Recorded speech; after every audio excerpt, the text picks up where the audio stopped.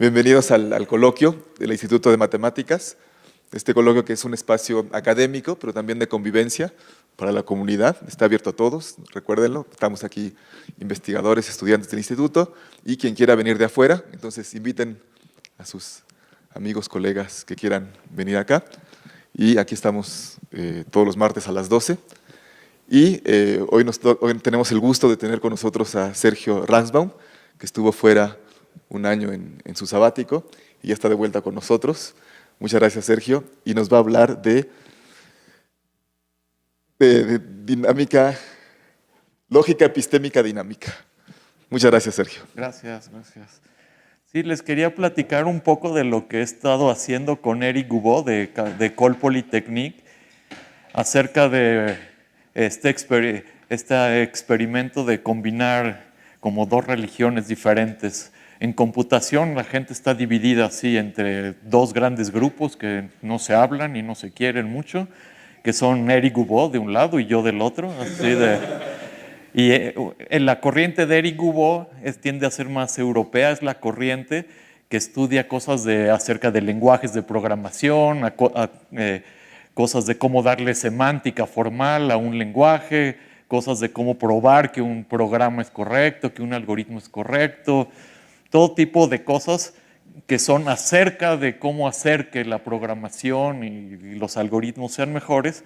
Y por otro lado está la otra gran corriente de computación. Esa corriente de Eric Goubod se le tiende a llamar métodos formales, así, no sé por qué históricamente. Y el tipo de matemáticas que usan es más de lógica, de categorías, de más algebraico a veces. Y luego el otro lado, que es en el que yo trabajo más, es más algorítmico. Las gentes de Eric Goubod no nos caen bien porque nunca hacen soluciones, ¿no? Nada más estudian nuestras soluciones, entonces nosotros sentimos que estamos arriba y ellos sienten que están mucho más arriba porque pues, ellos son así como más abstractos y filosóficos y todo. Bueno. Y entonces, pues justamente quisiéramos usar esta área de algoritmos distribuidos tolerantes a fallas, donde computadoras colaboran entre sí, a pesar de que la comunicación no es muy confiable y puede haber fallas, etcétera, para resolver problemas, y darle una semántica formal a través de lógica epistémica dinámica. Entonces va a ser una plática así muy general y nada técnica para platicar un poco, nada más platicarse un poco de qué son estas dos áreas y cómo las estamos interrelacionando, de hecho a través de una cosa común, la cosa que ambos queremos, aunque no nos queremos entre las dos corrientes, pero queremos a la topología ambos, y resulta que justo la topología es lo que está subyacente uniendo estas dos grandes áreas. Entonces, pues lo que quisiéramos hacer es estudiar sistemas distribuidos tolerantes a fallas desde la perspectiva de lógica epistémica dinámica, y así poder dar una semántica muy precisa acerca de qué quiere decir cuando una computadora se comunica con otra, la otra computadora ya sabe algo nuevo, ¿no? Y entonces cómo formaliza uno eso de saber algo nuevo, etcétera, ¿no? Y de hecho pues, se ha visto desde hace muchos años que este asunto de formalizar el conocimiento que van adquiriendo las computadoras conforme platican unas con otras es útil para diseñar algoritmos y para convencerse que son correctos y que son eficientes, etc. Pero resulta también, como ahorita les voy a platicar un poco, que los casos de estudio y los ejemplos que tienden a estudiar en lógica epistémica dinámica son de una naturaleza muy diferente a la que nos encontramos en sistemas distribuidos. Tienden a ser más de tipo de acertijos y de otras situaciones, o de situaciones que se dan en economía y en ciencias sociales. Entonces, hemos descubierto que al venir de otra perspectiva, pues estamos proponiendo nuevos problemas y nuevas maneras de ver las cosas. Entonces, les voy a platicar primero un poquito de qué es esto de lógica epistémica dinámica. Y bueno, primero, ¿qué es esto de lógica epistémica? Surge la lógica epistémica cuando matemáticos, lógicos, filósofos se dan cuenta que este asunto de qué quiere decir que yo sé algo, que conozco algo, no sé cómo se traduce bien eso de knows that, yo creo que en español podemos decir sé o conozco, algo, o a veces creo algo. En esta plática no voy a hablar de lo de creer algo, todo el tiempo vamos a estar pensando en conocer algo, saber algo, pero las dos vertientes se estudian mucho. Y resulta que no solo matemáticamente y lógicamente es interesante estudiar esta noción de qué quiere decir que sé algo, que conozco algo nuevo acerca del mundo, sino además han aparecido a lo largo de los años muchas aplicaciones en ciencias de la computación, en economía, robótica, porque un robot, ¿qué quiere decir? Que un robot sabe que algo está pasando en el medio ambiente y se comunica a lo mejor con otro, etc. En seguridad y criptografía, porque uno quiere formalizar esa noción de que nadie puede saber el contenido del mensaje. ¿Qué quiere decir eso? ¿Qué quiere decir que es una firma digital que solo... ¿Qué significa una firma digital formalmente? Y se puede formalizar mediante lógica epistémica. Sistemas distribuidos, que es donde ha aparecido mucho porque las computadoras se comunican entre sí, van aprendiendo cosas acerca de lo que está pasando en otras partes del sistema, sistemas sociales, etcétera, votaciones en muchos otros lados. Y empieza con el trabajo de justamente filósofos lógicos, matemáticos, más o menos a partir de 48 hasta 50, que son gentes que vienen desde distintos, de Rudolf Carnap, de la escuela de Viena, Jerzy Loss, de hecho economistas, muchos de ellos vienen desde el lado de economía, vamos a ver al porqué con los ejemplos, o filósofos, Arthur Prior, de lógica y filosofía, los inicios de la lógica temporal vienen con él, de Arthur Prior, Nicolas Recher, filósofo de Alemania, von Wright de Finlandia, y bueno, son países de origen, pero estaban trabajando luego en otros lados, en Europa y en Inglaterra y en Estados Unidos y en otros lados. Y entonces, ¿qué es esto de lógica epistémica? Podemos ilustrar uno de los primeros acertijos. Este es mucho el estilo, ¿no? Cuentitos y acertijos, así empiezan a motivar distintas situaciones de conocimiento. Entonces, en este famoso acertijo, bueno, un acertijo es como un cuentito, Chuang-Tze y Wei-Tze estaban caminando sobre el río Hao, cuando de repente Chuang-Tze dice, mira los pececitos, qué contentos se ven. Están ahí nadando todos muy divertidos. Y entonces le dice, si tú no eres pescado, ¿cómo sabes que están tan contentos los otros pescados? Y entonces le dice, si tú no eres yo, ¿cómo sabes que yo no sé que los pescados están contentos? Así. Y este es el tipo de conocimiento anidado, ¿no? Que uno estudia en lógica epistémica. Así. Es la lógica del conocimiento, por un lado es lógica epistémica y se junta con la parte dinámica, con lógica dinámica, para obtener lógica epistémica dinámica. Es decir, no solo nos interesa saber cuál es el estado de conocimiento en un momento dado, sino cómo cambia ese conocimiento después de que hay acciones, después de que hay comunicación, etc. Entonces, Alexander Baltrag, así dice, ¿no? Es el moto de la lógica epistémica dinámica en Ámsterdam. En Ámsterdam hay un grupo grande de gentes de lógica epistémica dinámica. Dice, pues no sé cómo traducir esto, pero the wise sees action and knowledge as one. They see truly, ¿no? Esa combinación justo de que cómo los eventos que están ocurriendo en el mundo cambian el conocimiento que tenemos del mundo, y por otro lado, cómo nuestro conocimiento afecta las acciones que tomamos en el mundo, ¿no? Y entonces, bueno, los de lógica epistémica dinámica, acertijos y acertijos que de hecho, bueno, son importantes porque identifican cosas de conocimientos, ¿no? Entonces les voy a platicar un poco algunos de estos acertijos nada más para sentir un poco qué es esto, cómo se estudia la lógica epistémica dinámica. Entonces este es el del triángulo del amor, donde Alice y Bob son una pareja, y pero Alice acaba de empezar a ponerle los cuernos con Charles. Y entonces de repente Alice le manda un email diciendo, no te preocupes, Bob no sabe nada acerca de nuestro idilio. Y entonces, ¿qué pasa si Bob, accidentalmente o no tanto, lee un poco del mensaje? Y entonces este es como una pequeña paradoja donde después de ver el mensaje, Entonces, ahora ya sabe. O sea, no sabía y ahora ya sabe. Entonces, ¿cómo es que no sabe y el hecho de ver algo lo hace saber, ¿no? Este es el tipo también de situaciones, ¿no? O este otro acertijo, fue muy famoso, de hecho, hace unos años, a lo mejor lo han visto algunos de ustedes. Alice y Bob no conocen a Cheryl, de repente Cheryl aparece y dice, adivinen cuándo fue mi cumpleaños, ¿no? Y entonces le dice, lo único que les voy a decir es que mi cumpleaños es alguna de estas 10 posibles fechas.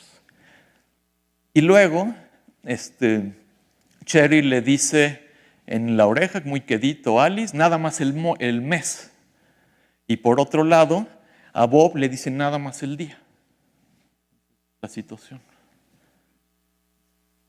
Y entonces, Alice dice, yo no, pues sigo sin saber cuál es tu cumpleaños, pero sé que Bob tampoco sabe tu cumpleaños. Y entonces dice Bob, pues no sabía, pero ahora que oí lo que dijiste, ahora ya sé cuál es el cumpleaños. Y Alice dice, pues yo tampoco sabía, pero ahora ya sé también. Entonces también, y si hacen un análisis, no es tan difícil, es un acertijo bonito porque puede uno dibujar una especie de gráfica bipartita con las posibles fechas y aristas conectan. De un lado están los meses y del otro lado los días. Y entonces, ¿por qué cuando Alice dice, yo no sé cuándo es tu cumpleaños, pero sé que tampoco tú sabes? ¿Por qué no sabe? Porque entre las 10 fechas posibles, pues le dijeron el mes. Entonces, quiere decir que para ese mes, para ese vértice, hay varias aristas que tienen que son días posibles para ese mes, entre esas 10 fechas. Pero ¿cómo es que sabe que tampoco del otro lado saben? Porque analiza esas aristas y ve que para cada una de esas aristas también hay varias aristas que salen, entonces así sabe. Y entonces, bueno, hacen ahí una pequeña combinatoria y ya identifican los dos, ¿no? Entonces, este es otro de los acertijos de saber y no saber y cómo cambia el conocimiento a veces por decir, eso es este tipo de paradojas. A veces el decir que no sé le da otra información y ya sabe el otro y cosas así, ¿no?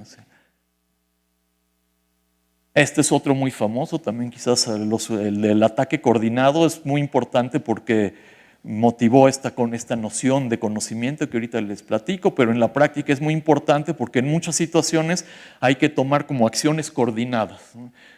Por ejemplo, en el banco, si uno saca dinero del cajero automático, hay dos acciones que hay que coordinar, que se le dé el dinero al cliente y que se le descuente ese dinero del banco. Pero lo que no quiere uno hacer es que le den el dinero y no se lo descuenten, o al revés, que se atore el billete y ya le descontaron y no le dan el dinero. O sea, o se hacen las dos, o se da el dinero y se descuenta, o ninguna de las dos acciones. Entonces, la manera en que se cuenta, hay muchas maneras divertidas de contar este acertijo, pero esta es así quizás la clásica.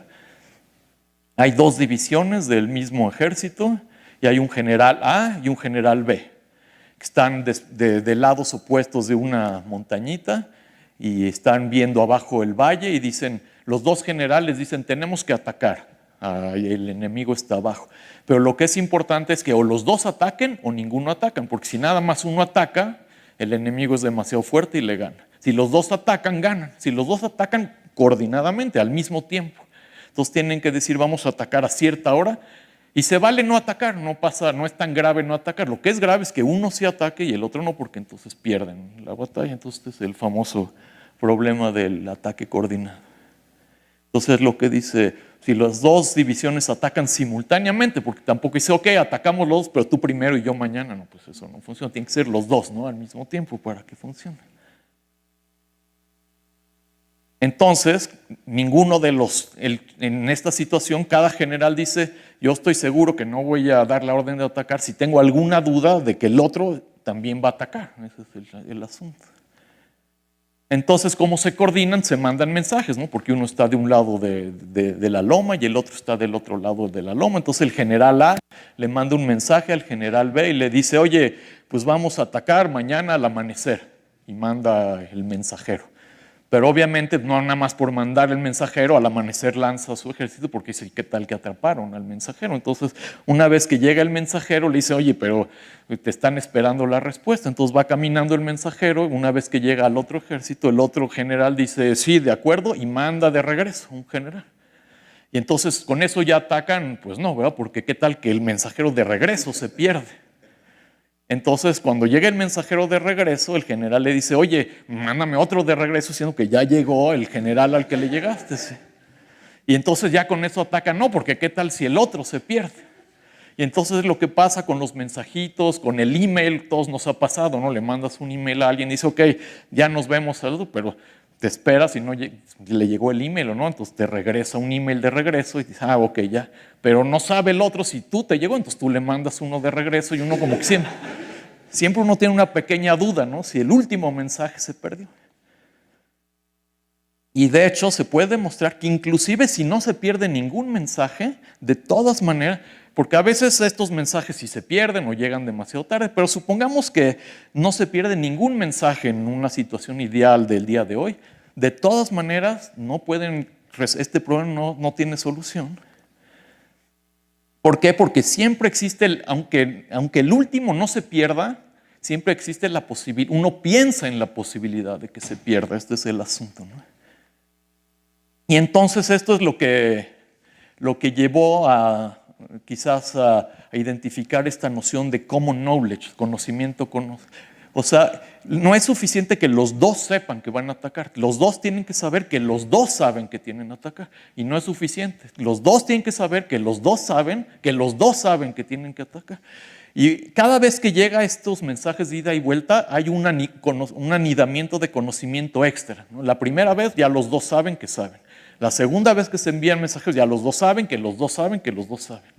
Y para cualquier número de iteraciones finito no es suficiente para resolver el problema. Hay que tener como esta especie de punto fijo en el que todos saben que todos saben que todos saben una infinidad de veces. Y se puede demostrar que eso es indispensable para poder resolver este problema. Y como aquí no es posible lograr eso, porque pues, en algún momento tienen que dejar de enviar mensajeros y decidir, bueno, atacas o no atacas. Entonces, por eso se sabe que este problema no tiene solución.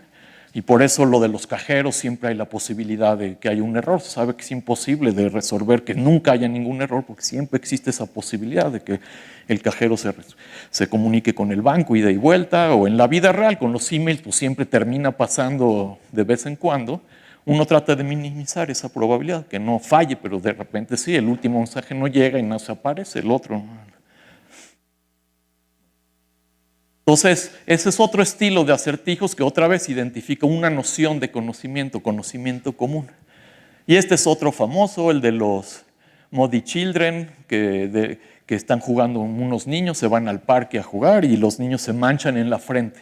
Entonces, cada niño puede ver si el otro se manchó, pero no sabe si él mismo está manchado porque está en su propia frente. Entonces, también se los platico brevemente. Entonces aquí en este ejemplito dice hay 3 niños muy inteligentes, porque tienen que poder razonar. Yo sé que el otro no sabe. Entonces hay 3 niños así muy inteligentes que se van a jugar y el papá llega, los encuentra y les dice, y el papá ve desde afuera, él sí ve a todos los niños, entonces el papá dice, 2 de ustedes tienen lodo en la frente. Y los niños pues no saben, ¿no? Uno nada más ve, cada niño nada más ve a los otros 2, pero no sabe si él tiene.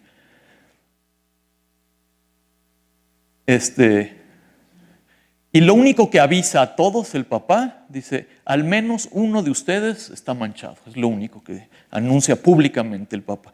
Y es esta especie de conocimiento común que aparece también. De repente ese anuncio público hace que todos saben, ¿no? Para los semáforos también se sabe que es lo mismo. Para que los semáforos funcionen, tú te paras cuando está en rojo y sabes que el otro se va a parar o no se va a parar. Es necesario conocimiento común de cómo funciona el semáforo, no igual acá. Entonces el papá le dice, a ver, cada quien que se pare si está manchado. Entonces cada niño no sabe si está manchado, nada más ve a los demás. Y entonces los niños simultáneamente se paran y dicen, no, pues no, ninguno de nosotros sabemos en este momento si estoy manchado. Yo sí sé que otros están. El papá dijo, al menos hay uno manchado, y a lo mejor un niño ve a otro manchado, pero no sabe si él está manchado. Entonces los 3 niños dicen no. Y luego el papá repite otra vez la pregunta y dice, otra vez que se pare el que tiene lodo en la frente, y ahora sí, los 2 niños manchados ahora sí se paran, sin decir nadie, nada, nada más razonando que en la primera ronda de preguntas nadie se paró. Dicen, si nadie se paró, ¿qué pasó? Entonces, uno puede probar por inducción que si hay N niños y K de ellos tienen lodo en la frente. Después de K preguntas del papá, simultáneamente los K que estén manchados se paran sin que nadie nunca haya dicho nada, nada más de que cada uno razona. Si en la primera ronda nadie se paró, quiere decir que todo mundo vio a otros que estaban manchados y uno puede hacer. No quería yo entrar mucho a esto porque más bien quiero ilustrar un poco lo de cómo se usa la topología y la lógica epistémica, pero es un ejercicio divertido si nunca lo han hecho, tratar de probar este teoremita así y tiene que ver con todos saben que el otro sabe, qué es lo que sabe el otro y que no sé y por qué no se paró, y etcétera. Y todo esto tiene que ver un poco con dibujar gráficas, a final de cuentas, de las posibilidades, como en lo de la gráfica bipartida, que son los famosos modelos de Kripke. Acá está con los niños enlodados, que está lo pasado. Pintamos una gráfica con un vértice por cada situación posible.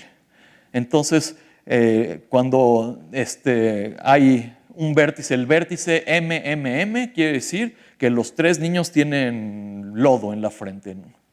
El vértice CCC, clean, los tres están.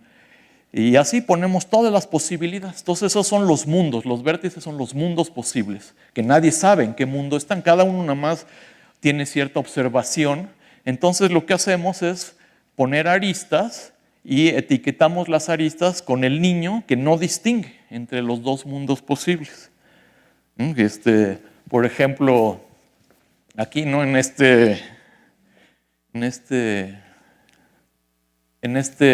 acá el primer niño tiene lodo, el segundo tiene lodo y el tercero tiene lodo, pero el segundo niño, él no sabe si tiene lodo. ¿Qué quiere decir formalmente no saber? Quiere decir que hay dos mundos posibles que son compatibles con su perspectiva en este momento. Entonces el niño B, para el niño B es indistinguible si el mundo real es este, donde él está limpio, o si el mundo real es este, donde él está sucio. Y así pueden ver, ¿no? Para cualquier pareja de situaciones, aquí hay el primero está limpio, el segundo está limpio y el tercero tiene lodo. Y hay siempre dos posibilidades. El segundo niño está limpio o está sucio. ¿Y quién es el que no distingue? El segundo. Los otros sí distinguen porque sí pueden ver a los demás. Pero el niño B no puede verse a sí mismo. Entonces, ese sería el modelo de Kripke de todas las posibles situaciones, de todos los mundos posibles y las relaciones de indistinguibilidad de quien no distingue, que están dadas por este modelo. Entonces, esa es la situación inicial. Al inicio es todo lo que los niños consideran posibles, o estoy sucio, no estoy sucio. Pero de repente, el papá anuncia, al menos uno de ustedes tiene lodo en la frente. Entonces se borra una posibilidad de las posibilidades, porque la situación en que los tres están limpios ya no es posible. Todo el mundo escucha ese anuncio y borra de su cabeza. Estos niños son muy listos, entonces borran de su cabeza la posibilidad en que están los tres limpios, porque acaban de oír lo que dijo el papá. Borran eso, y entonces, ¿qué pasa? Todos los mundos siguen teniendo dos posibilidades cuando hay dos sucios, pero en esa situación, si hubiera un niño que él es el único que está sucio, como aquí, el niño A está sucio, él sabe exactamente que este es el único mundo posible, porque ya la arista en la que no distinguía, aquí había una arista en la que el niño A no distinguía si estaba sucio o estaba limpio. Pero al oír el anuncio de papá, borran y entonces si hubiera un solo niño sucio, él sabría cuál es la situación real y se hubiera parado. Como no se paró, todos ven que ese niño no se paró, quiere decir que ese no es el mundo real, quiere decir que en la siguiente iteración, cuando el papá vuelve a preguntar, borran ese, ¿no? Cuando todos los niños ven que no se paró el niño, que no se paró nadie, quiere decir que todo mundo aún considera posible dos posibilidades, y entonces los mundos donde hay un solo niño sucio se borran de la gráfica. Entonces a la segunda iteración ya nada más quedan esos. ¿Cuáles son los mundos posibles que quedan en la segunda iteración? Los mundos que hay a lo menos dos niños sucios.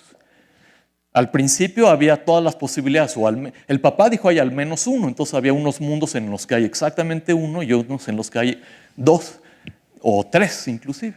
ahora, después de ver que nadie se paró en la primera pregunta, solo quedan los mundos que hay al menos 2 sucios. Y entonces ahí separan. Los niños que están sucios sí distinguen, porque para ellos hay una sola posibilidad y saben que ese es el mundo real. Entonces, aquí este es un acertijo bonito de lógica epistémica dinámica, porque en cada situación hay un modelo epistémico de qué se sabe en un momento dado. Pero también ese modelo epistémico cambia cuando hay acciones, cuando nadie se para, cuando hay dicen qué cosas, y es lo que hace la lógica epistémica dinámica, tener una secuencia de modelos de Kripke que van mostrando la evolución del conocimiento conforme hay acciones o hay comunicación. Entonces, un poquito más en general, un modelo, un Kripke frame es simplemente una gráfica con ciertos vértices, S, que son los mundos posibles, y las relaciones de indistinguibles, las aristas, que son para un cierto conjunto de agentes. Aquí se les tiende a llamar agentes en este contexto. Hay un cierto número de personas o agentes que son los que distinguen o no distinguen. Entonces, esta es lo que sería la gráfica de Kripke, nada más es vértices, aristas no dirigidas, con etiquetadas, cada arista con quien no distingue entre esos mundos, y luego para obtener ya el modelo de Kripke le agregamos, decoramos los mundos posibles, los estados posibles, con proposiciones atómicas acerca de qué cosas son verdaderas o falsas en cada ese mundo. En este caso de los niños enlodados, cada vértice estaría etiquetado con proposiciones atómicas que dicen no, el niño sí está enlodado, el niño no está enlodado, son las cosas relevantes. Y en otra situación podrían haber otras, como ahorita les voy a platicar. Pero entonces lo que hace la lógica epistémica es añadir un operador a los operadores de lógica de negación, de los clásicos. Agrega un operador nuevo que se llama el CAI. Dice, en un modelo de Kripke dado, que es la gráfica con sus indistinguibilidades y cada uno de los vértices etiquetado con proporciones atómicas, nos preguntamos si en este modelo de Kripke y en un vértice en particular de ese modelo de Kripke, el agente I sabe cierta fórmula phi. Eso es como la clave de todo esto de lógica epistémica. ¿Cómo se define? ¿Qué quiere decir formalmente saber algo, ¿no? Cuando en la vida decimos, pues yo sé que yo no sé si la plática ya empezó, es porque considero posibles 2 mundos, en el que ya empezó y en el que no empezó. Entonces esta es la formalidad, la formalización exactamente de la noción de que el agente I sabe la fórmula phi en un cierto mundo de un posible modelo de Kripke, sí, solo sí, para todos los vecinos de este vértice, que son indistinguibles para el agente I, para todos los vértices, tales que I no distingue. Para él los 2 mundos son exactamente los mismos. Entonces, en toda esa vecindad del vértice S, se cumple la fórmula phi, es válida en el modelo M con los estados S', que son los vecinos. Si en todos los vecinos la fórmula phi es cierta, quiere decir que el agente I para él es cierto. Esa fórmula. Es así la clave. Entonces, por ejemplo, aquí hay otro modelo también binario parecido al otro de los niños enlodados. Los niños enlodados, hay un mundo posible por cada asignación binaria de valores a los niños, ¿no? Cada niño es o 0 o 1, o tiene lodo o no tiene lodo. Y en esos mundos, cada niño solo ve a los demás. Pero en muchas situaciones, por ejemplo, si son computadoras de un sistema distribuido, esos valores es natural que sean al revés. Cada niño sabe su valor de entrada, su bit de entrada, pero no sabe los bits de entrada de los demás. Entonces, aquí está, este sería otro modelo de Kripke, como un poquito, en cierto sentido, dual al otro. Cada vértice, otra vez, aquí son asignaciones de bits a los agentes. Cada agente tiene un bit y el agente conoce su propio bit, pero no sabe lo de los demás, porque solo le dan a él su bit y no sabe qué bit le tocó a los demás. Entonces el vértice de hasta arriba, los 3 agentes tienen bit 0, el de hasta abajo los 3 tienen 1 y luego todas las combinaciones de ceros y 1. Y ahora etiquetamos las aristas con quien no distingue, como siempre. Y entonces, por ejemplo, aquí hay 2 agentes que en el P, el primero, el P y el Q, no distinguen. Y solo el R distingue, porque en este mundo el R distingue, porque aquí su bit de entrada es 0 y aquí su bit de entrada es 1, pero él no sabe cuáles son los bits de entrada de los demás. Y entonces así hacemos. Entonces se fijan que hay 2 gráficas que tienen el mismo conjunto de vértices, pero lo que cambia el conocimiento es las relaciones de indistinguibilidad. En el caso de los niños, pues cada uno no distinguía si el otro, y en el caso de este otro problemita en el que cada uno tiene un bit, es los mismos vértices, pero otras aristas. Bueno, entonces eso es lógica epistémica. Y lógica epistémica dinámica, lo que hace. De hecho, bueno, un pequeño comentario es que hay muchas lógicas que estudian el cambio de conocimiento y también están peleados todos contra todos y todo el mundo dice que su otra lógica no sirve, que la buena es la de él y todo. Entonces, yo les voy a hablar de esta lógica epistémica dinámica que es cómo cambia el modelo de Kripke conforme hay comunicación y se convierte en otro modelo de Kripke. Y entonces ahí lo que uno estudia fórmulas de la fórmula A, paréntesis F, que expresan el hecho de que una cierta fórmula F es verdadera después de que ocurre una cierta acción A. Entonces para eso hay que tener un modelo de Kripke inicial, modelar estas acciones de comunicación y de otras cosas y ver cómo cambia el modelo en otro. Para determinar si la fórmula AF es verdadera, en un modelo de Kripke-M, tenemos que transformar el modelo de Kripke-M de acuerdo a cierto modelo de acciones, cómo son esas acciones, qué es lo que pudo haber pasado en otro, y analizar la validez de la fórmula F en el nuevo modelo. Y entonces, de hecho, inició esta lógica epistémica dinámica con estos anuncios. Al inicio se consideraban que eran públicos. Cada vez que hay un anuncio, todos escuchaban y luego se dieron cuenta rápidamente que pues, muchas situaciones reales no todos escuchan el anuncio. Unos lo pueden escuchar, otros no, o unos oyen una cosa y inclusive otros oyen otra, ¿no? Como en la vida real. El mismo anuncio, cada quien lo entiende de otra manera, etc. Entonces, ahora ya hay modelos de anuncios que no son necesariamente públicos y entonces tenemos que tener también un modelo de cómo son esas acciones, quién distingue y quién no distingue entre esos anuncios públicos. Entonces eso es lo que se llama el modelo de acciones. También es una gráfica, para cada vértice, ahora los vértices de la gráfica A son las acciones posibles, que son eventos de algún tipo de comunicación. Tenemos otra vez la relación de indistinguibilidad que dice quién de los agentes no distingue entre un cierto. Para cada punto del modelo de acciones, es decir, para cada acción, para cada pareja de acciones, tenemos una relación de indistinguibilidad y que nos dice el agente I no distingue entre esos 2 anuncios. Y además tenemos pre. Eso es algo interesante, que son precondiciones de cuándo puede ocurrir un cierto anuncio público. Entonces eso nos permite decir, tal anuncio público puede ocurrir, pero solo en estos mundos posibles. En este subconjunto de los mundos es donde puede ocurrir este anuncio parcialmente público y luego quién no distingue y quién sí distingue entre ese anuncio público. Eso es lo que se llama el modelo de acción. Esto es otra gráfica. Y luego es muy bonito, el formalismo matemáticamente funciona todo muy elegante porque simplemente hacemos el producto.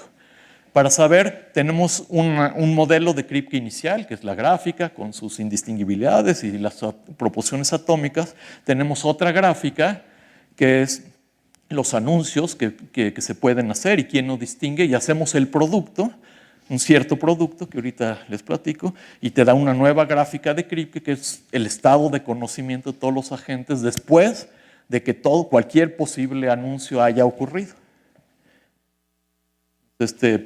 El producto de las dos, que se denota MA, ¿no? Dado un modelo M y un modelo de acciones A, obtenemos un nuevo modelo, que es el después.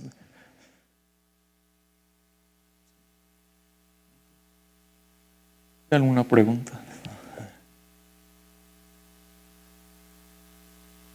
Entonces, un poquito más precisamente cómo se hace este producto. El producto también es una cosa muy curiosa, pero cuando uno empieza a hacer ejemplos y ejemplos se da cuenta que funciona de manera muy bonita. El producto va a ser otra gráfica, bueno, va a ser un modelo de Kripke, entonces tiene sus mundos posibles, S', las indistinguibilidades y asignaciones de qué cosa es verdadera y qué cosa es falsa en cada uno de los mundos. Y ahora cada mundo es una pareja, porque es el producto de las dos gráficas. Entonces cada mundo es una pareja de mundo, una pareja donde S es un mundo del modelo inicial y T es qué acción ocurrió. Y para cada posible mundo y cada posible acción, tal que ahí usamos lo del pre. Decimos, vamos a hacer parejas siempre y cuando la precondición de T sea válida. Solo siempre y cuando sea válido aplicar la acción T en este mundo, entonces ponemos la pareja y simplemente etiquetamos. Lo que es curioso también es que cómo etiquetamos con qué proporciones atómicas, las relaciones de distinguibilidad, pues estos dos mundos del modelo nuevo van a ser indistinguibles para un agente A, sí, solo sí. Los dos mundos iniciales eran indistinguibles para el agente A y las dos acciones también. Si el agente A no puede distinguir ni entre las dos acciones que ocurrieron ni entre los dos mundos, entonces en el nuevo modelo de Kripke tampoco puede distinguir entre esos dos mundos. Y luego los valores de las proporciones atómicas simplemente uno copia las de aquí, las copia para aquí. Para cada mundo inicial se sabe qué es verdadero y qué es falso y uno simplemente lo copia. Aquí es algo medio extraño, pero haciendo ejemplos funciona muy bien. Esto es así, en resumen, lógica epistémica dinámica. Así que es empezar a derivar propiedades y probar cosas y hacer ejercicios de aplicaciones con este producto de... Lo que quisiéramos hacer es aplicar esto en computación distribuida, que es donde hay computadoras, como situaciones muy concretas, donde hay gente que se comunica que no son nada más acertijos, sino son computadoras, en modelos más o menos reales de cómo se comunican las computadoras y ver qué productos hay, cómo son los modelos de Kripke, cómo son los modelos de acción. Entonces les platico brevemente cómo son estos, qué es lo que estudiamos en estos sistemas distribuidos. Aquí a los agentes les llamamos procesos o computadoras o hay distintos nombres. Tenemos cierto número de agentes. Aquí típicamente les llamamos n+1 al número de agentes porque vamos a usar topología, entonces para que la dimensión de los simplejos sea n, entonces les decimos que son. Y otra cosa que no aparece en lógica epistémica dinámica mucho es algo interesante, que en algoritmos distribuidos, cuando estamos programando el sistema para que las computadoras se comuniquen unas con otras y resuelven un problema, pues tenemos que especificar cuál es el problema que están resolviendo. Y entonces lo especificamos mediante una tarea, lo que le llamamos tarea, que es una relación de entrada-salida, cuáles son las posibles entradas, las posibles salidas y la relación. Y nos preguntamos qué tareas. Entonces, si se fijan, los modelos, usamos dos nociones claves que no aparecen mucho en lógica epistémica dinámica. Uno, el modelo preciso de comunicación. A lo más T computadoras pueden fallar. ¿Cómo pueden fallar? Se pueden de repente detener. Otros modelos dicen, se pueden fallar, pero además enviar mentiras, mensajes que no debían haber enviado. Uno define exactamente cuánto toman los mensajes, se comunican por radio o por envío de mensajes, por una memoria compartida. Aquí es típico, un ejemplo importante es cuando se comunican escribiendo y leyendo valores de una memoria compartida. Uno define muy bien el modelo. En cambio, en esos acertijos como que no es muy claro exactamente cuál es el modelo genérico de cómputo en el que se está hablando. Y luego, ¿cuál es el problema que quieren resolver? En el caso de los niños enlodados, el problema es como que todos se paren al mismo tiempo, porque no está muy explícitamente definido dentro del mismo modelo. Y luego, entonces, si ya tenemos la noción de modelo y de tarea, entonces nos podemos preguntar qué son los problemas que tienen solución en un modelo dado. Eso es lo típico que hacemos en computación distribuida. Y bueno, de hecho, empieza a aparecer inmediatamente la topología porque la manera natural de modelar estas tareas es con complejos simpliciales y hay una relación de carrier entre los dos complejos simpliciales, o puede ser con vectores si no quiere uno usar el lenguaje de complejos simpliciales. Pero ahorita van a ver por qué empieza a ser interesante, porque estos complejos simpliciales son justo los duales de las gráficas de Kripke, de los modelos de Kripke que se usan en lógica epistémica dinámica. Por ejemplo, el problema central aquí es consenso. Todas las computadoras o los procesos que se llaman tienen que quedar de acuerdo en un valor de entrada. Entonces, ¿qué es lo que tienen como entrada? Cada computadora podríamos pensar que tiene, justo como en el ejemplo que había puesto, cada computadora tiene de entrada un valor 0 o 1 y tienen que quedar de acuerdo todos en el mismo bit, en un solo bit que sea alguna de las propuestas. Entonces se fijan que el modelo de Kripke inicial es justo el que habíamos dibujado antes, en el que cada uno tiene un valor de entrada. Y hay muchas variantes de esto, como en la vida real, pues en general no se puede resolver esto del acuerdo, del consenso, entonces uno busca soluciones aproximadas de distintas formas, en el que los valores están cerquita uno de los otros, aunque no deciden muchos valores diferentes, etc. Bueno. Y entonces esta es de las cosas que sabemos, que hemos estudiado mucho en algoritmos distribuidos, cómo se relacionan estos modelos, qué se puede resolver en un modelo. Y es un mundo radicalmente diferente del mundo de computación secuencial. En el mundo de computación secuencial hay un modelo universal. El modelo de Turing, la máquina de Turing, todo lo que se puede resolver por cualquier computadora de ahorita o del futuro se puede resolver en ese modelito, en una máquina de Turing y al revés. Entonces, el dogma central de la computación. En cambio, en computación distribuida, cada uno de estos modelos tiene otro poder. Mientras más fallas ocurran, menos cosas se pueden resolver. Mientras las fallas sean más severas, menos cosas se pueden resolver. Mientras la comunicación sea menos confiable, menos. Y entonces lo que hemos hecho mucho es estudiar cómo se relacionan esos modelos. Depende cómo es la comunicación, qué tan sincronizados están los diferentes procesos, la naturaleza y cantidad de las fallas, si son correlacionadas o independientes, malignas o no malignas. Y sabemos muy bien ya ahora cómo reducir un modelo a otro, cuando un modelo es más poderoso que otro. Y entonces es el tipo de cosas que quisiéramos aplicar en lógica epistémica dinámica. Por ejemplo, para el problema de consenso, con que una sola computadora pueda fallar ya no se puede resolver. Si las computadoras, cada una está corriendo a su propia velocidad, se dice que son asíncronas. En cambio, para cualquier delta, por más chiquita, se pueden acercar los valores de decisión tanto como queramos. Y bueno, aquí se sabe, aquí es donde se descubrió la conexión ya más interesante con los grupos de homología y todo esto de topología, donde se sabe que pueden quedar de acuerdo en a lo más k valores diferentes, sí, solo sí, a lo más menos de k computadoras pueden fallar, y se prueba esto probando con grupos de homología. Y ahorita les platico un poco más, ¿no? Entonces eso es cómo evolucionó la historia desde los inicios de la computación distribuida, donde no se sabía la relación entre un modelo y otro, y cada vez que había que probar una cosa se volvía a escribir otro artículo, le cambiaba uno tantito al modelo y escribía otro artículo para ver qué se puede y qué no. Y ahorita se hacen reducciones, y con esto de la topología, analizando los grupos de homología, uno puede ver cómo se relaciona un modelo con otro, etc. Y aquí se ve un poquito más la ilustración del teorema central que hay en esto de computación distribuida, que es el teorema de computabilidad, en el que es completamente asíncrono. Consideramos todas las posibles entrelazados de operación de los... En este caso tenemos 3 computadoras, 3 procesos, y entonces nos dan complejos simpliciales que son bidimensionales, son triángulos todas las caras. Cada cara es una posible ejecución del sistema. ¿Qué quiere decir una ejecución del sistema? Son 3 computadoras, cada una haciendo operaciones. Entonces consideramos todos los órdenes posibles en que esas operaciones se entrelazan en el tiempo, y cada uno de esos entrelazamientos de operaciones de los distintos procesadores nos dan un triángulo. Y en las esquinas del triángulo ponemos las perspectivas, lo que vio, la visión local de cada una de las computadoras en esa ejecución. Y entonces este teorema dice, si cualquier entrelazado de operaciones es posible, ¿cómo sabemos si una tarea tiene solución? Entonces tenemos una tarea. ¿Cómo está definida una tarea?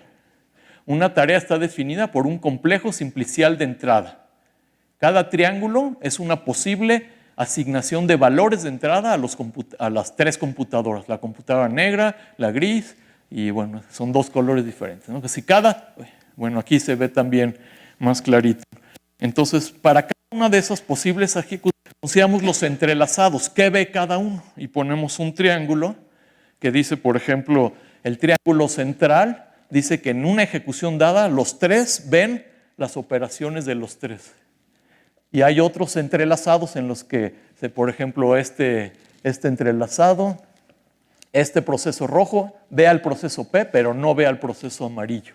Aquí estos dos procesos, el rojo y el azul, se observan entre sí, pero el amarillo llega después y no lo ven. El amarillo ve a ellos dos. Entonces uno así considera todas las posibilidades de quién ve a quién en una ejecución y ponemos los triángulos y se puede demostrar que nos da una subdivisión, lo que le llamamos una subdivisión cromática.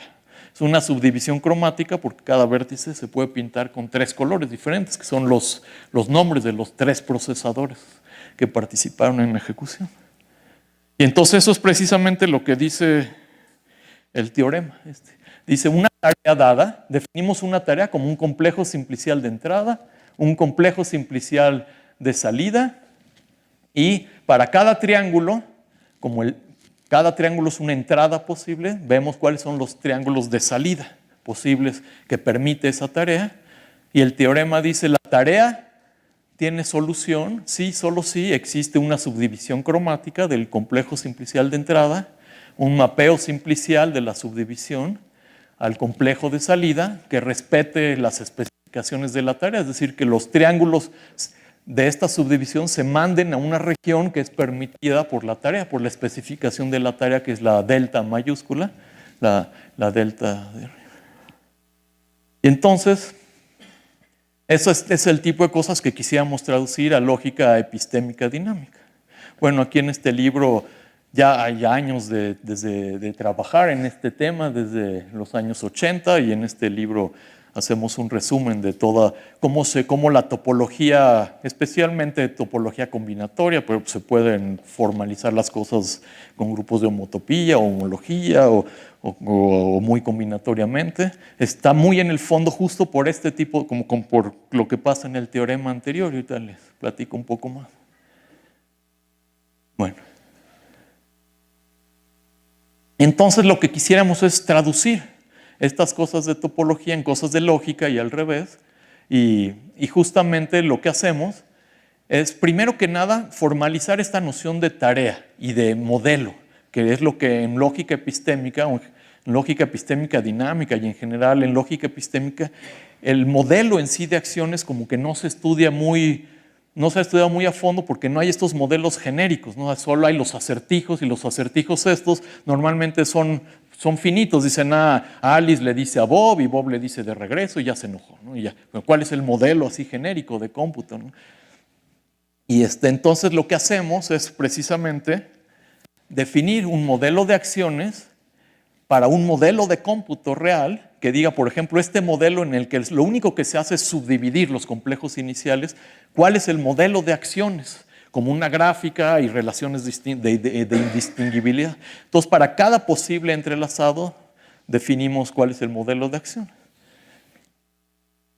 Y luego, la otra cosa interesante que no aparece mucho en lógica epistémica dinámica es lo que les decía, bueno, ¿cómo definimos el problema en sí que queremos resolver?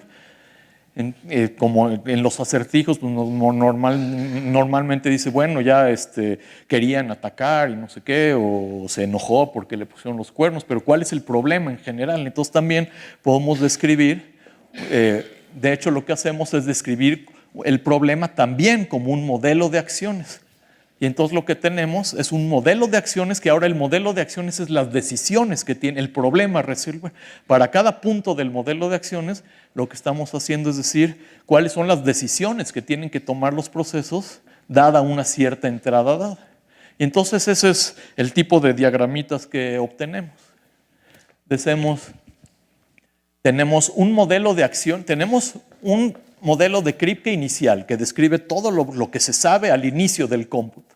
Luego tenemos un modelo de acciones que nos define todos los posibles comunicaciones que pueden ocurrir en ese modelo particular de cómputo. Tenemos también del modelo inicial, es un modelo de Kripke, tenemos todas las decisiones posibles que quisiéramos llegar a tomar después de comunicarse.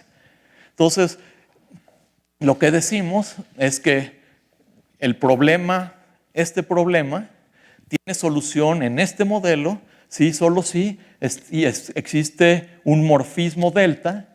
Acuérdense que tenemos un modelo de Kripke, aplicamos el producto y tenemos otro modelo de Kripke. Buscamos un morfismo que mapee el modelo de Kripke de arriba, de qué se ganó de conocimiento, hacia el modelo de Kripke. Aquí también es un producto. Tenemos el modelo de Kripke inicial, tenemos aquí las decisiones que deberían de poder tomar los procesos después de comunicarse y obtienen otro modelo de Kripke donde hay conocimiento deseado a obtener. Y decimos, ¿es posible resolver esto? Es posible resolver esto si existe un morfismo delta del modelo de Kripke de arriba al modelo de Kripke de abajo que haga que conmute el diagrama. Entonces, bueno, me salto, esta es como la idea principal de la primera conexión entre la computación distribuida y la lógica epistémica y me salto aquí, bueno, me voy a saltar porque ya estamos por acabar el tiempo, pero aquí en esta parte lo que haría es describir concretamente modelos de acciones para modelos que se conocen en computación distribuida, pero me lo brinco esto. Y luego probaríamos cosas acerca de la gráfica. Tenemos un modelo, por ejemplo, este es el tipo de resultados que uno puede probar. Si el modelo de Kripke inicial es conexo como gráfica y aplicamos un cierto modelo de comunicación, obtenemos un nuevo modelo de Kripke que también va a ser conexo, siempre y cuando el número de fallas no sea demasiado, y etc. Pero bueno. Y luego tenemos aquí aplicaciones a consenso, a common knowledge, otras cosas. Pero para terminar, y a otros problemas, conocimiento iterado, cómo conforme las computadoras pueden quedar más y más de acuerdo, qué significa en términos de conocimientos, que cada uno sabe, que el otro sabe, que el otro sabe, etc. Pero para terminar y poderles dar un poquito del cuento completo, lo último que hacemos es entonces relacionar los modelos de Kripke, que son gráficas. Los modelos de Kripke son objetos de una dimensión, son gráficas. Y demostrar que de hecho la información que está codificada en estas gráficas de Kripke, de hecho está codificando información de alta dimensión, que son los complejos simpliciales, al tomar los duales, que parece ser que eso no se había hecho antes.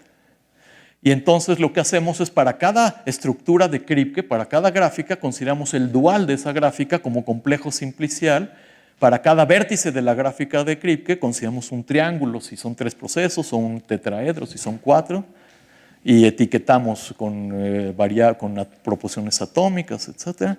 Y luego lo que podemos hacer es que se preservan propiedades topológicas del complejo simplicial que no se veían en la gráfica, porque en la gráfica con nada más son aristas y relaciones distinguibles no se veía ninguna topología, y cuando te vas al dual se ve que hay información topológica relevante, como este es el ejemplo, ¿no? El primer ejemplo típico.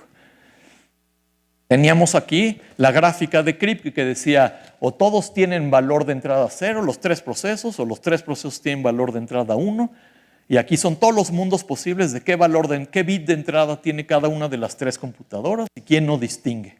¿Cuál es el dual? Es como una especie de esfera triangulada, donde para cada vértice lo convertimos, como aquí son 3 procesos, cada vértice lo convertimos en un triángulo, el triángulo de 1, 1, el triángulo de 0, 0 y los triángulos de ceros y unos.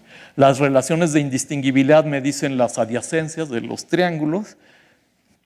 Entonces, bueno, ya de entrada se ve que esta gráfica pues no era esta gráfica, así que no se veía claramente más que cosas unidimensionales, tiene una estructura en 2 dimensiones.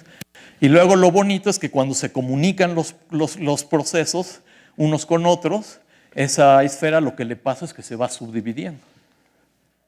Porque se acuerdan que lo que veíamos es que cuando las computadoras se comunican unas con otras, entonces nos genera las posibles vistas, nos genera quién vio a quién en la comunicación. Y entonces cada triángulo, si los 3 inician con 0, 0, 0, y luego se comunican una vez y ven quién vio a quién, esta cara se reemplaza por la subdivisión cromática de esta cara.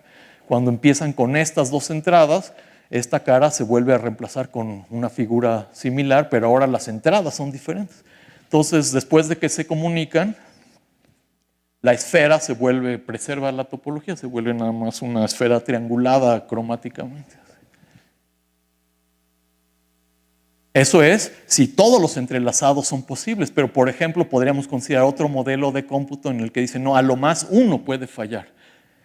Todos los procesos tienen garantía de que uno puede fallar, pero al menos oyen de otros dos, de los tres procesos cada uno va a oír de otro. No de los tres, pero al menos de uno más. Entonces, ahí es como se ve que los grupos de homología juegan un papel, porque ahora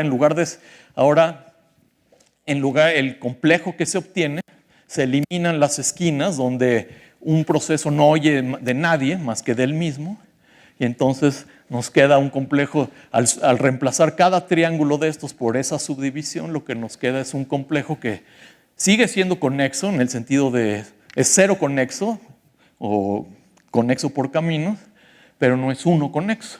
Y entonces ahí se ve como dependiendo del número de procesos que pueden fallar, cuáles son los grupos de homología que se preservan, y eso implica qué es lo que se puede resolver o no. Pero ahora todo esto del lado de lógica, o sea, cada uno de estos vértices está etiquetado con proporciones atómicas, etc. Bueno, entonces eso es la visión que les quería platicar.